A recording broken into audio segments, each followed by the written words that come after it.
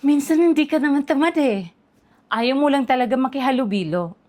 At best, hindi ka nag-iisa. Hi, Jump Glow Nation! This is Coach Lori, physical therapist and trampoline queen. Your partner for fitness, energy, and glow-up goals. Kung isa kang introvert, stay-at-home mom, o kahit sinong mas feel ang tahimik na workout sa bahay, may isa kong fitness secret na perfect para sa'yo. Jump FX Mini Trampoline Exercise. Alam mo ba, Bes, kapag tumatalong ka, natutulungan mong linisin ang katawan mo sa loob. Yes! Parang internal na walis at map sa katawan. Sa simpleng talon, tinutulungan mong igalaw ang likido sa katawan mo. Yung tinatawag nating lymph. Kapag gumagalaw yan, mas madaling mailabas ang bara, toxins, at sobrang tubig. Kaya nababawasan ang manas, ang bigat, at ang pagod. Ang gaan sa pakiramdam. Look, at ito pa ang mga dahilan kung bakit lahat pwedeng mag-Jump FX. Babae, lalaki, bata, adult, lolo, lola, kahit sino, lahat kasali.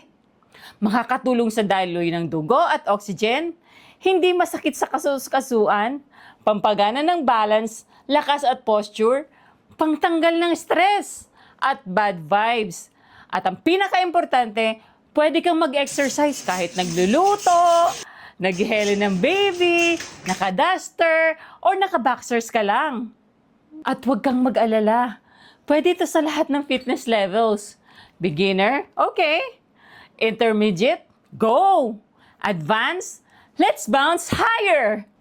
Kung may iniinda ka naman, kagaya ng manas, arthritis, fatigue, or simpleng pagod ng katawan, this is for you. Bilang physical therapist, I recommend Jump FX para sa mga gustong gumalaw, pero kailangan ng dahan-dahan.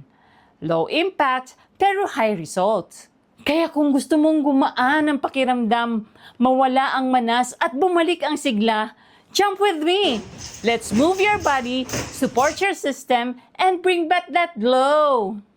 One bounce at a time. Jump FX Trampoline Exercise. Tahimik pero powerful. Parang ikaw.